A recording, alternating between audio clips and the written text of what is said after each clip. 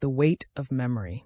The morning light crept through the grand hall's damaged windows, casting long shadows across the reconstruction scaffolding. Elena woke with her head resting on her arms at the small desk she'd positioned near Cassian's frozen form, her neck stiff and protesting. The notebook lay open before her, ink smudged where her hand had rested.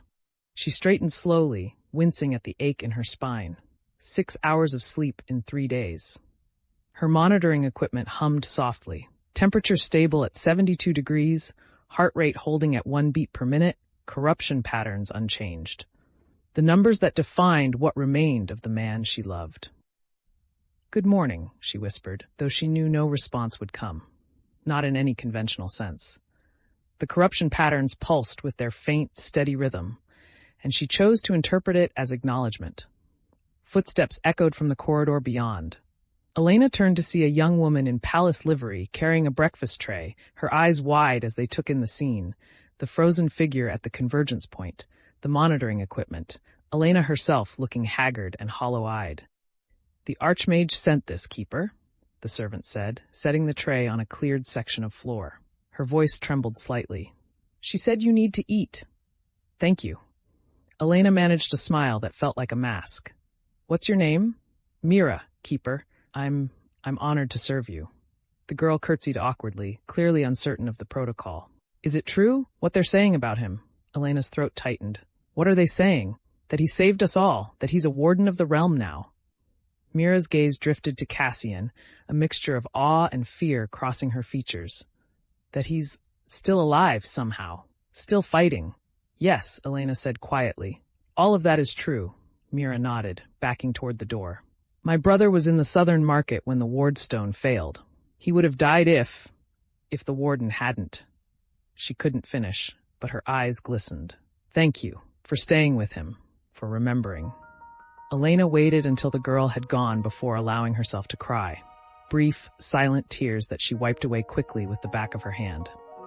Then she forced herself to eat the breakfast Verena had sent. Bread, cheese, fruit, all of it tasting like ash in her mouth. But Serafina's journal had been clear.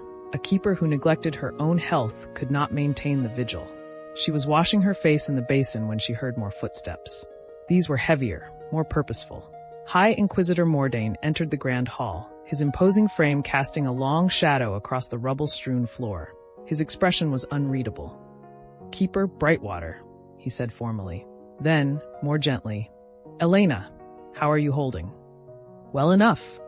She dried her hands, straightening her robes, wrinkled now, spotted with ink and dust. "Have you come to arrest me?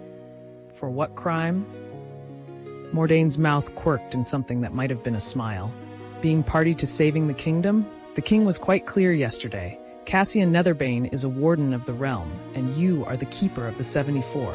There will be no prosecution. Even though he consumed a soul, even though I helped him." "Even so." Mordain moved closer, studying Cassian's frozen form with professional interest. "I've spent 30 years hunting those who use forbidden magic. Do you know how many of them claimed necessity? How many said they had no choice?" Elena said nothing, waiting. "All of them," Mordain continued quietly. "Every single one. And I executed most of them anyway, because the law is clear, and someone must enforce it. But I wonder now, how many were telling the truth? How many could have been our salvation instead of our doom, if someone had listened?" He reached out, almost touching the geometric patterns on Cassian's arm, then withdrew his hand. "I failed that young magister 30 years ago. I won't fail this one. Whatever he's become, whatever he did to get here, he saved us, and I'll make damn sure the kingdom remembers it." "Thank you," Elena said, surprised by the roughness in her voice. "Don't thank me yet." Mordain turned to face her fully. "You should know, the council is meeting this afternoon. There are questions about what happens next, about the political implications." "Political implications?" "A young man of common birth performed magic that 73 High Magisters couldn't accomplish. He's now frozen at the heart of the palace, a living monument to the failure of our entire magical establishment." Mordain's expression was grim. "Some of the Magisters are uncomfortable with that narrative." Elena felt cold understanding settle in her chest. "They want him moved, hidden away. Magister Theron Greymark is leading the faction." He argues that Cassian's presence here unseemly, that a proper memorial should be built elsewhere, something more dignified than he gestured at the reconstruction chaos around them. This. No. The word came out sharper than Elena intended. He stays here, at the convergence point. That's where the ceiling is anchored. That's where he needs to be. I know that. You know that. Archmage Verena knows that. Mordaine's jaw tightened. But Greymark has support. Old families, traditional magisters who believe common-born mages should know their place. They're framing it as respect, but it's really about control, about ensuring the story that gets told is the one they're comfortable with.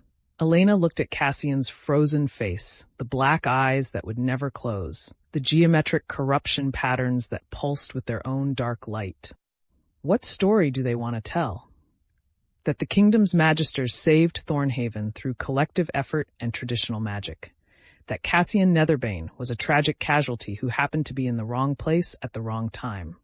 That his condition is unfortunate, but ultimately irrelevant to the larger narrative of institutional success. That's a lie. Yes, Mordaine met her eyes. But it's a comfortable lie, one that doesn't require anyone to question whether our entire approach to magic might be fundamentally flawed. One that doesn't force the nobility to acknowledge that a common-born mage exceeded everything they've ever accomplished. Elena felt anger kindle in her chest, hot and clarifying. I won't let them erase him. Good. Mordaine nodded approvingly. Because that's exactly what being keeper means. Not just maintaining the vigil, but fighting for the truth of it. Seraphina Thornweave spent 40 years battling the council to keep her husband's sacrifice visible and remembered. Now it's your turn. He moved toward the door, then paused. The council meets at 2 o'clock in the East Wing. You have a right to attend as keeper. I suggest you exercise it. After he left, Elena stood motionless for several minutes, processing. Then she turned to her notebook, flipping to a fresh page. If she was going to defend Cassian's memory to the council, she needed to be able to articulate exactly what he'd sacrificed and why it mattered. She wrote for an hour, documenting everything she'd witnessed in the catacombs and the Grand Hall. The way Cassian had chosen to consume only one soul instead of all 73. His promise to fight to remain himself. The moment when he'd connected to the collective consciousness of the founding mages and channeled their power. The look in his eyes, still human. Still him, even as the corruption spread across his entire body. When she finally set down her pen, she realized someone else had entered the hall. Archmage Verena stood near the entrance, her torn and blood-stained robes replaced with formal council attire. I heard Mordaine was here, Verena said, approaching slowly. I assume he warned you about this afternoon. He did, Elena closed the notebook. Will the king support moving Cassian? Aldrich is conflicted. Verena's expression was troubled. He feels profound guilt about what happened. Part of him wants Cassian visible as penance, a reminder of the cost of his refusal to act earlier.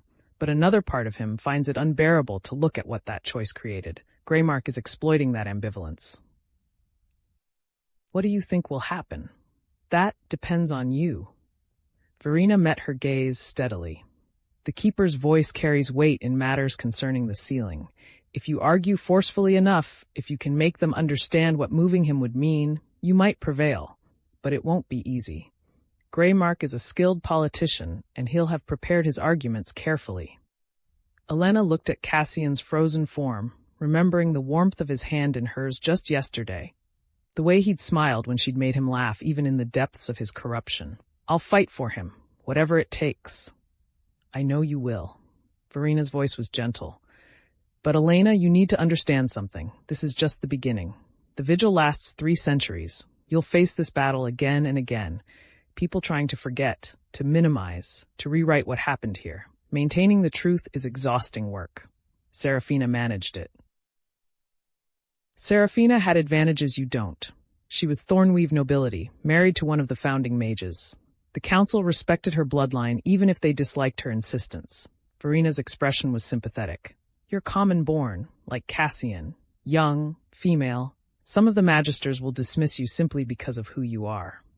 Elena felt the weight of those words settle on her shoulders. Then I'll make them listen anyway. Verena smiled, sad but proud. Yes, I believe you will. The Archmage left, and Elena returned to her vigil. She read from the notebook, recounting memories to the collective consciousness that she prayed could still hear her. Cassian's first day at the academy. The time he'd stayed up all night helping his sister Elena with her healing studies.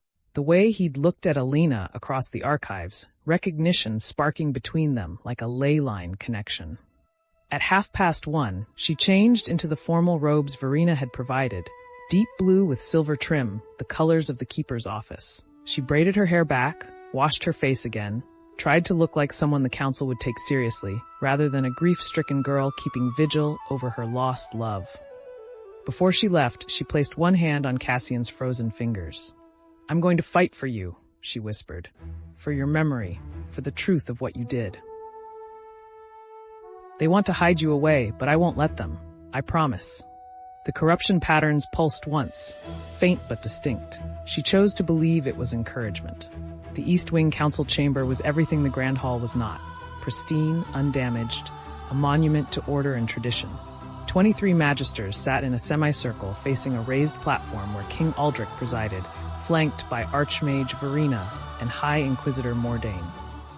Elena was directed to a seat off to the side, marked with the Keeper's seal. Magister Theron Greymark stood at the center of the floor, his burned arm still in a sling from the battle. His voice was measured, reasonable, the tone of a man making an obvious point. "Cannot deny the service Cassian Netherbane performed for the kingdom," he was saying. "His sacrifice was genuine, and his courage undeniable. But we must also consider what message we send by leaving him in the Grand Hall in his current state." He paused, letting the words hang. "The hall is our most public ceremonial space. Foreign dignitaries will visit there. Children will play in the courtyards outside. Is it appropriate for them to encounter that?" A young man frozen in corruption, his eyes black as void, his body covered in dark magic's marks. Murmurs of agreement rippled through the assembled magisters. "I propose," Greymark continued, "that we construct a proper memorial in the palace crypts. A dignified space where Keeper Brightwater can maintain her vigil in privacy, where those who wish to pay respects can do so without exposing casual visitors to such a disturbing sight. We honor his sacrifice by treating it with appropriate solemnity, not by making it a spectacle." More nods. Elena felt her hands clench in her lap.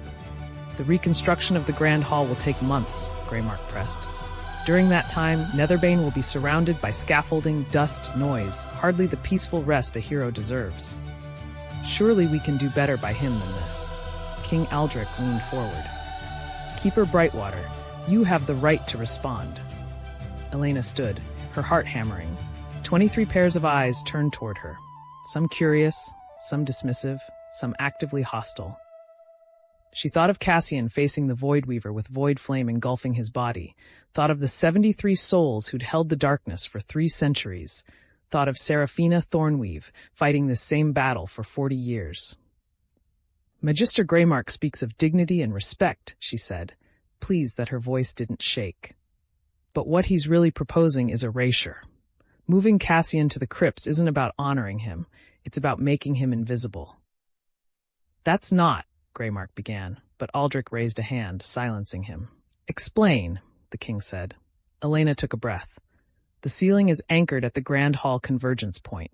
That's where the ley lines meet, where the original 73 mages performed their working 3 centuries ago. Cassian isn't just frozen there by chance. He's there because that's where he needs to be. Moving him would weaken the ceiling, potentially catastrophically." "The Archmage can verify that," Verena said quietly. "The convergence point is integral to the working's stability." Elena pressed on before anyone could object. "But beyond the magical necessity, there's a more fundamental question. What story do we want to tell about what happened here?" Magister Greymark calls Cassian's appearance disturbing. He's right, it is disturbing. It's meant to be, because what he did was disturbing. He consumed a soul. He corrupted himself with forbidden magic. He joined his consciousness with 73 others and became something that isn't quite human anymore, all to save a kingdom that had forbidden the very magic that could protect it. She looked around the chamber, meeting eyes that wanted to look away.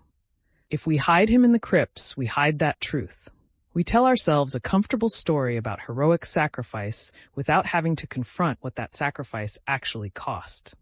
We let future generations forget that magic has prices, that safety requires someone to pay them, and that sometimes the people who save us have to become things we find frightening. The Keeper makes a valid point, Mordain said, though perhaps an uncomfortable one. More than uncomfortable, dangerous, another Magister objected. If we normalize forbidden magic by celebrating someone who used it. Cassian didn't use forbidden magic, Elena cut in. He became forbidden magic. He turned himself into a weapon because it was the only weapon that could work. And if we pretend that didn't happen, if we sanitize his sacrifice into something palatable, we guarantee that the next time this crisis comes, we'll be just as unprepared, just as unwilling to make the necessary choices. She turned to face King Aldrich directly. Your Majesty, you told me yesterday that you failed him, that you should have authorized the research earlier, should have been willing to consider forbidden magic before it was too late. If you move him now, you fail him again. You let the Council rewrite what happened into a version that doesn't challenge anyone or force any uncomfortable questions. Aldrich's expression was pained. And you believe leaving him visible in the Grand Hall serves the kingdom better? I believe it serves the truth better, Elena said. And in the long run, truth serves the kingdom. 3 centuries from now, when the sealing begins to fail again, someone will need to know what Cassian did and why. They'll need to understand that saving the kingdom required someone to sacrifice not just their life, but their humanity. If we hide that knowledge in the crypts where only scholars will find it, we ensure that future generations will be as unprepared as we were. Silence fell across the chamber. Elena could see the Magisters wrestling with her words, some convinced, others resistant, most simply uncertain. Finally, Archmage Verena spoke. I've studied the sealing extensively. The Keeper is correct that the convergence point is integral to the working's stability. Moving Cassian would risk destabilizing the entire structure. But beyond that, she paused, choosing her words carefully. I've spent 40 years studying forbidden magic academically. I thought I understood it. I thought I knew what it cost. But watching Cassian in the catacombs, seeing what he had to become to channel the 73 souls' power, I realized I'd never truly comprehended the price. She looked at Elena with something like respect. The Keeper is right. We need that reminder. Not to celebrate forbidden magic, but to remember why we fear it, and to remember that sometimes fear isn't enough reason to refuse what necessity demands. Magister Greymark's face had gone red.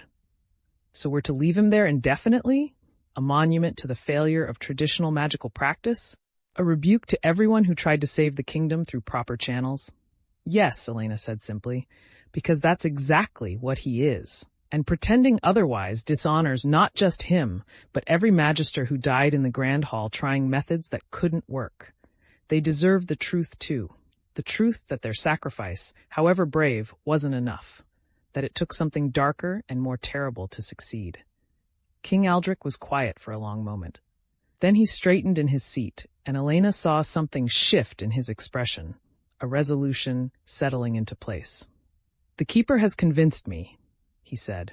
Cassian Netherbane will remain at the convergence point in the Grand Hall. The reconstruction will proceed around him, and when it's complete, the hall will stand as both memorial and warning. Future generations will see what their safety cost and know that sometimes heroes must become monsters to protect what they love. He stood, and the Magisters rose with him. This council is adjourned. As the chamber emptied, Elena remained seated, trembling with relief and exhaustion. Verena approached, placing a gentle hand on her shoulder. Well done, the Archmage said quietly. Seraphina would have been proud. It's not over, is it? Elena asked. Greymark will try again. Almost certainly. This is a battle you'll fight many times over the coming years. Verena's expression was sympathetic. But you won today. That matters. Elena returned to the Grand Hall as evening approached, exhausted but oddly exhilarated. She'd fought for Cassian and won. She'd made the council face the truth they wanted to forget. It was a small victory, but it felt enormous. She settled back into her chair beside Cassian's frozen form, opening the notebook to resume reading his memories. But before she began, she allowed herself a moment of simple presence, sitting with him in the gathering darkness, listening to the slow, methodical beat of his heart. "I kept my promise," she whispered. "They wanted to hide you away, but I wouldn't let them. You're staying here, where everyone can see what you did, where everyone has to remember." The corruption patterns pulsed, and this time Elena was certain it wasn't her imagination. Somewhere in the collective consciousness of the 74, Cassian had heard her, and he was grateful. She began to read, her voice steady in the empty hall. Outside, Thornhaven settled into its first peaceful night in weeks, citizens sleeping soundly behind wards that would never fail. And in the grand hall, at the convergence point where reality itself had nearly torn, Elena Brightwater maintained her vigil. 3 centuries was a long time, but someone had to remember, and she had just proven she was strong enough to fight for that memory, no matter who tried to take it away. Thanks for watching our stories. Don't forget to like and subscribe for more epic adventures. Thanks for watching our stories. Don't forget to like and subscribe for more epic adventures.